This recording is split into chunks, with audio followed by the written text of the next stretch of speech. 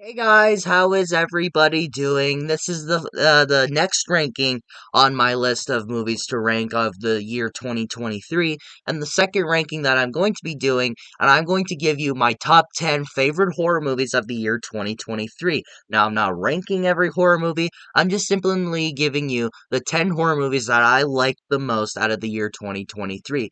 This is not a definitive list, this is not the correct list. These are the horror movies that I enjoyed of the year 2023. These are the way I enjoyed them. So my number 10, my number 1, my number 5, none of them if none of them should matter to you. These are just my personal ranking of all of these films. So with that all out of the way, here are my top 10 favorite horror movies of the year 2023.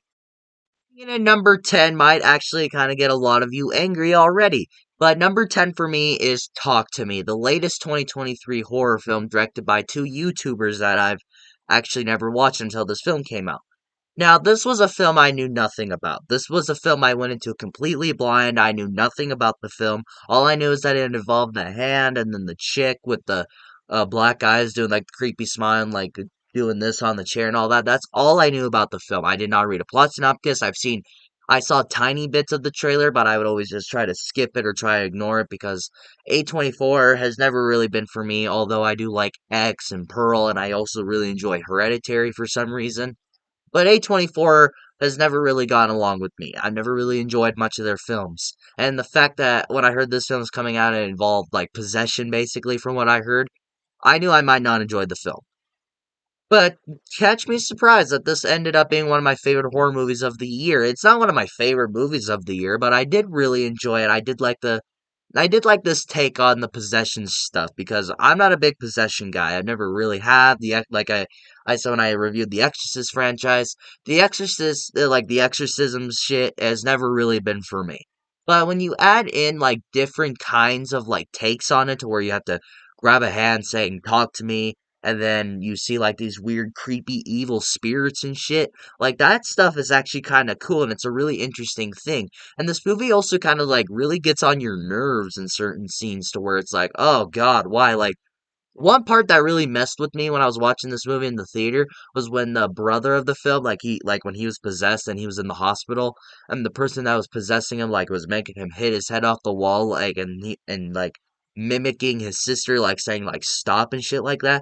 Like that alone was like terrifying as shit. Like I was like, oh my god, that's actually kind of creepy.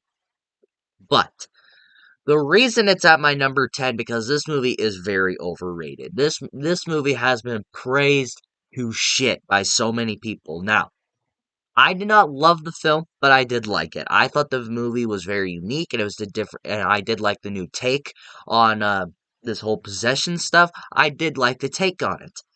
But when you hear so many people praise it, so many people just say amazing things about it, you start to kind of think of the film that is very overrated. Now, I do like the film, and I'm very excited for its sequel coming out that got announced, and I think there might be a prequel too because I also saw a few sources saying that there was a prequel already shot for the film.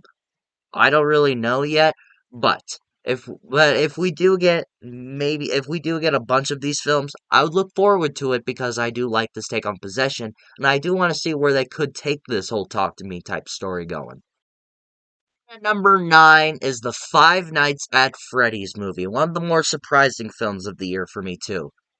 Now, I grew up with Five Nights at Freddy's. That was a whole horror series game, video games that I grew up watching. That was like the big thing growing up for me. That was when I was younger. That was like a really big thing for me, and that was something that I absolutely loved growing up. And when they finally announced the film when I was young, like back when I was young, when they announced this film, I was like, "Yay! Finally!" I was in that group of people saying, "Yes, finally, we're getting the Five Nights at Freddy's movie."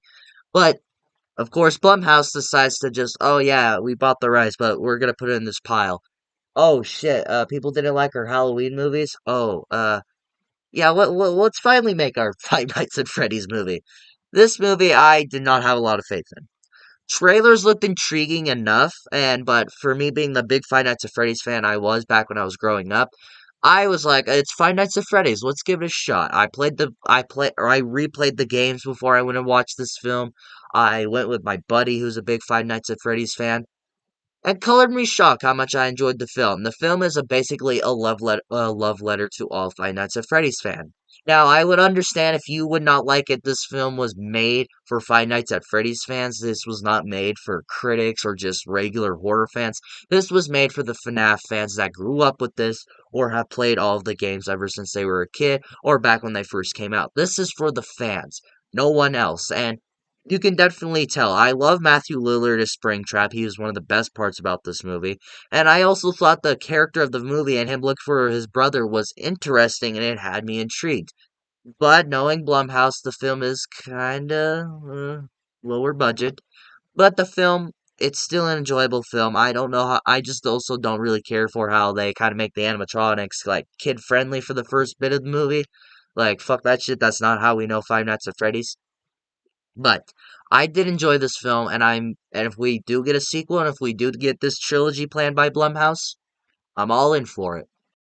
Coming in at number 8 was one of the bigger surprises for me this year in a movie that I did not expect to like whatsoever, and that is The Blackening, which is a horror film made by a bunch of black filmmakers.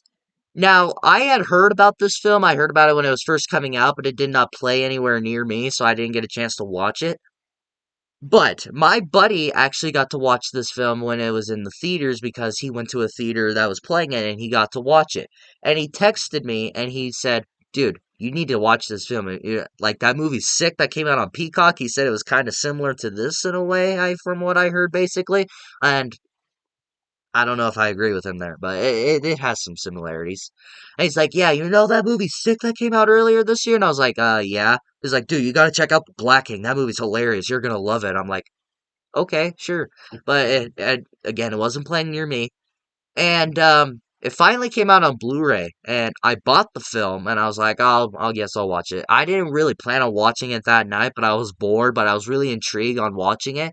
So I put it in that same night, and it was actually really fun, and you can definitely tell that the filmmakers were horror fans.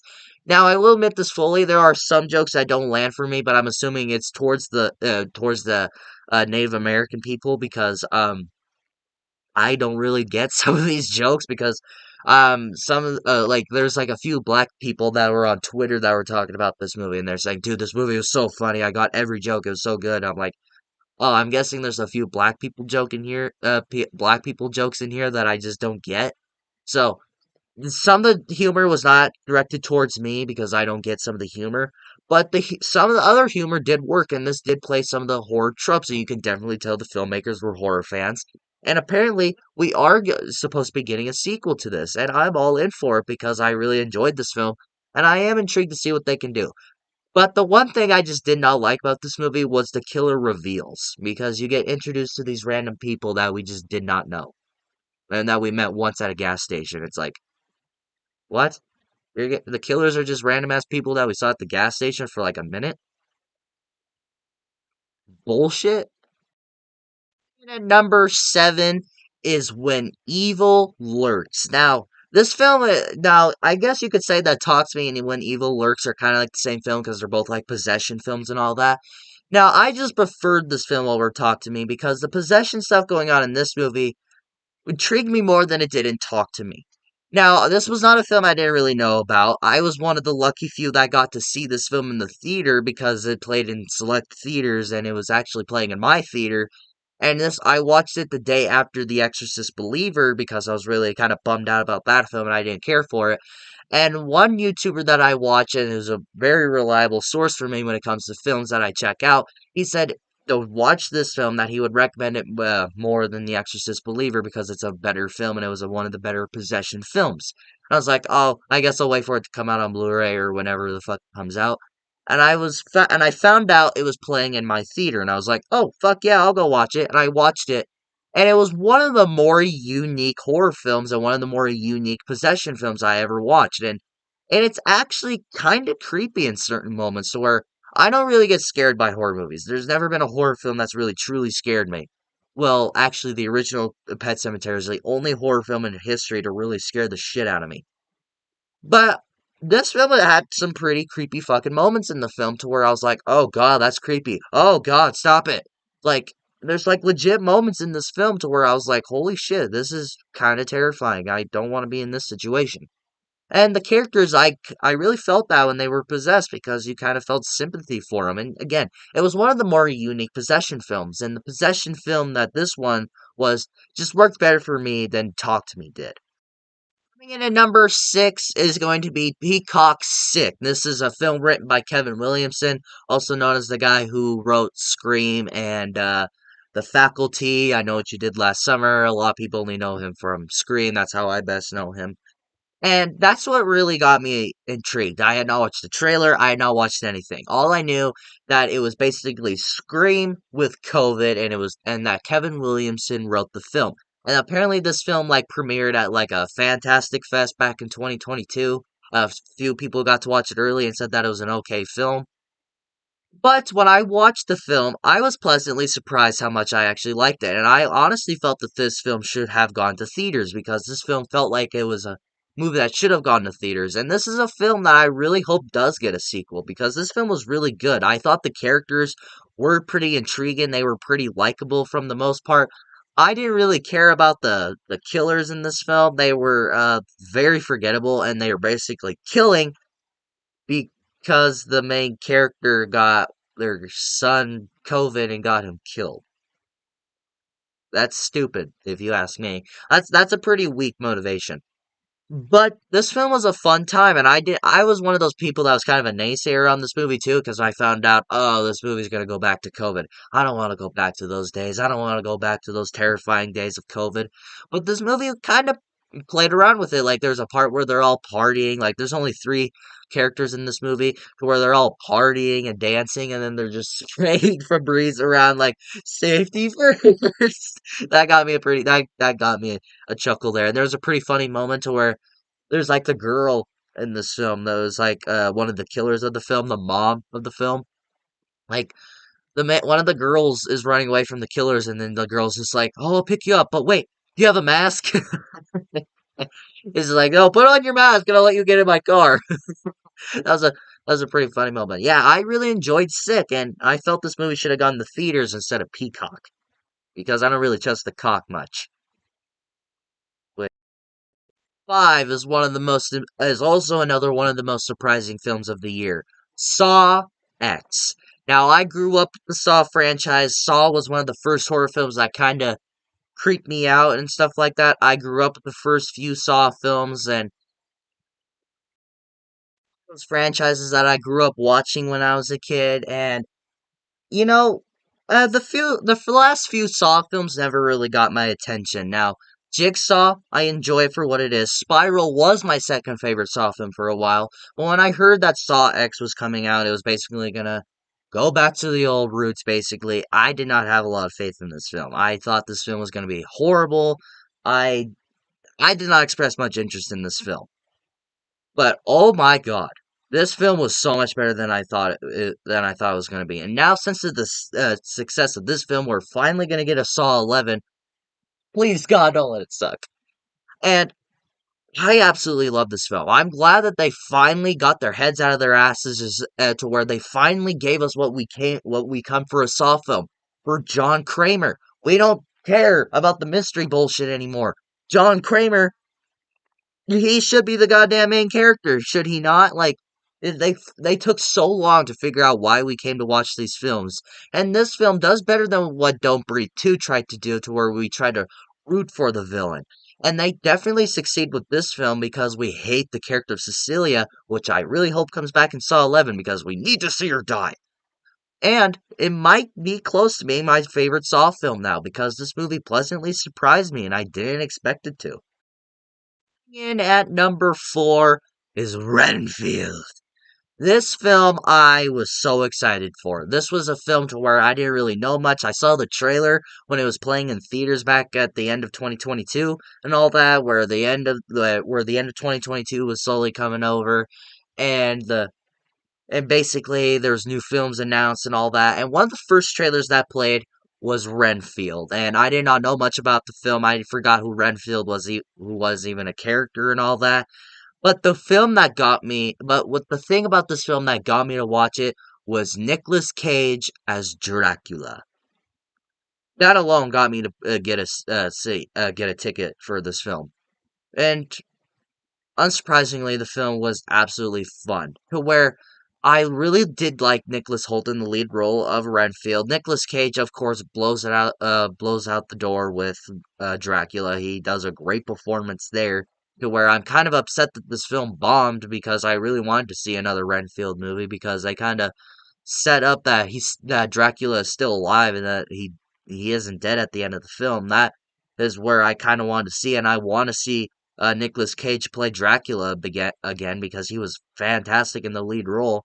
But unfortunately, this film bombed at the box office, and we might not ever get a Renfield 2, 3, or 4, or whatever I ever wanted. And sadly, we won't get that because people didn't want to give this movie a chance because they're all dicks. But this was one of my favorite horror films of the year. I really enjoyed this film. And something that really surprised me, this movie had a lot of CGI blood. And here's the thing, I dug it.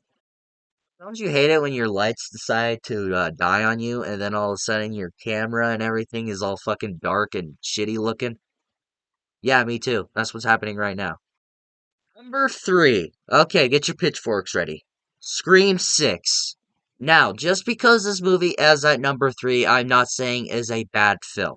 Almost, like, this is my top 10 favorite horror movies of the year. All these movies are great. Look, the reason this movie's at number 3 is because of all of the news of Scream 7, to where I've kind of lost love for Scream now. With all this horrible news of Scream 7, Melissa Barrera being fired, Jenna Ortega leaving, Christopher Landon leaving, all the behind the scenes drama going through development hell because Spyglass is a piece of shit company that doesn't like to respect the Scream legacy. Got all that out of the way. To where and the fact when you rewatch this film after all that news, and especially at the ending of this film, it doesn't feel like a good ending for these characters either, too, because, like, you can definitely tell they had more plans for this franchise, too, because you can definitely tell at the end of this movie, it's like, oh yeah, we're definitely gonna get a Scream 7. And also, this is the highest grossing Scream movie, too, and Spyglass is like, oh, we don't need these guys, oh, we don't need you, so fuck off. It's like, are you dumb? Like, are you seriously stupid? Like, you just fired your entire cast. You just got rid of everybody that made those films lovable. Rant over. With all that out of the way, Scream 6 is a great film. This is a great Scream film. I do like the setting in New York City. I feel they utilize it well. I do like how this ghost face is more brutal and extreme. I do like how they make the characters more likable, especially Sam Carpenter, who I was really mixed on in Scream 5 at first, but I did still kind of like her. But this film makes me like her more, and that's what I really like about this film. And I do like how the core four is now a bigger group. I do like how there's more development with those characters and how they're all friends again and all that after the big shenanigans in Woodsboro. But a lot of people are kind of upset that Nev Campbell did not come back for this film. I didn't really miss Sydney in this movie. And don't get me wrong, she's my favorite final girl of all time. I love her to death.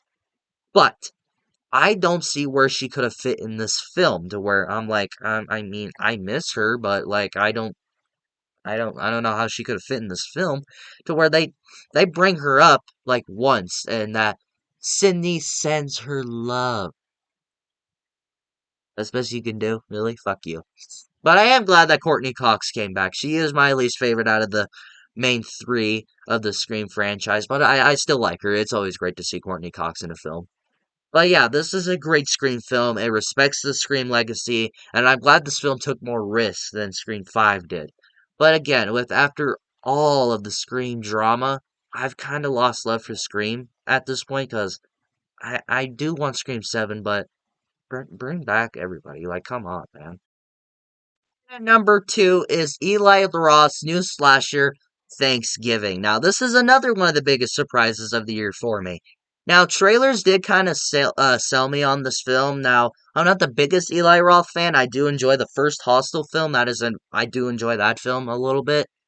But Eli Roth as a director, I'm very mixed on. Every time he's attached to something, he's like Rob Zombie. He insists that he has to write his movies, and he always makes his characters very unlikable. There's like lines and dialogue like nobody actually says. It's like, dude, no one says that. And I heard that he was making a slasher film about Thanksgiving. I was excited too because we badly need a Thanksgiving horror film. Yeah, sure we got Thanksgiving, uh, but that's not a really good horror film to put on during Thanksgiving.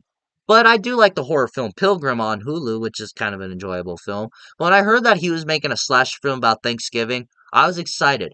But the fact that he was involved, I was kind of nervous.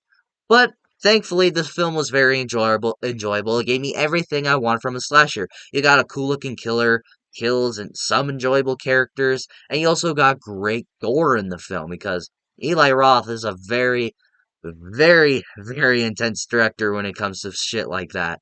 But I'm glad that this film felt like a good Thanksgiving horror film to put on during every year, and I'm glad that we're actually getting a sequel too because this is a franchise I would like to put on during the Thanksgiving time, and Thanksgiving is also just a really enjoyable film. The characters are nothing to really write home about. But when it comes to a Thanksgiving horror film, the kills are great. The killer looks pretty cool itself.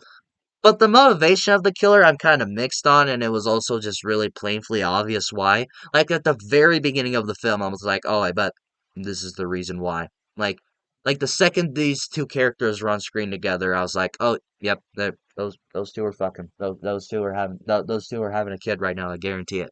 And oh shit, look at that. Oh wait, I accidentally spoiled this. Never mind. That didn't happen in the movie. My number one, my favorite horror movie of the year was Evil Dead Rise. Now, I'm a huge Evil Dead fan. I grew up with the Evil Dead franchise, especially Army of Darkness. I love Evil Dead 2. That is my favorite Evil Dead film ever. Evil Dead has always been one of those franchises that I loved. And when they finally announced the new Evil Dead film, the first Evil Dead film in 10 years ever since the remake, or reboot, who the fuck knows what it is. And when I found out that Sam Raimi and Bruce Campbell were going to be producing the film, I was so excited. And the fact that they were also, and the original plan for this film too was just to release it on Max as a direct to streaming. But apparently they liked the film so much that it went to theaters. And thank the Lord that it did because this film was so good. If this film went direct to streaming, I would have been very upset because this film deserved to be on the big screen. Now, the really only big issue I really had with this film was the characters, but I thought the main character was okay. Apparently, she's pregnant, and they don't really do anything with that throughout the entire movie. They don't really like the Deadites don't really like mess with her on that at all either, which was kind of upsetting. But I thought the mom Deadeye in this film is like a top tier Deadeye. I absolutely loved her. She was great in this film. I thought that the gore for it being Evil Dead was great. I thought the demonic scenes were awesome. Like this is probably the scariest Evil Dead film, and that I well alongside the remake, I don't even think it's a debate. This is by far the best horror movie of 2023 for me, and it was one of the best movies of the year for me too. Thank you all so much for watching my ranking of the 20 of my top 10 favorite horror movies of 2023. Share your top 10 favorite horror movies of 2023 in the comments below. Thank you all so much for watching. If you like this video, like it. If you'd love to subscribe, hit the bell notification so you will get notified for my latest videos. Happy end of 2023, I guess. God, I can't believe it's already ending. I hate how my life decided to die during this video too. Thank you all so much for watching, and of course, I'll see you all next time.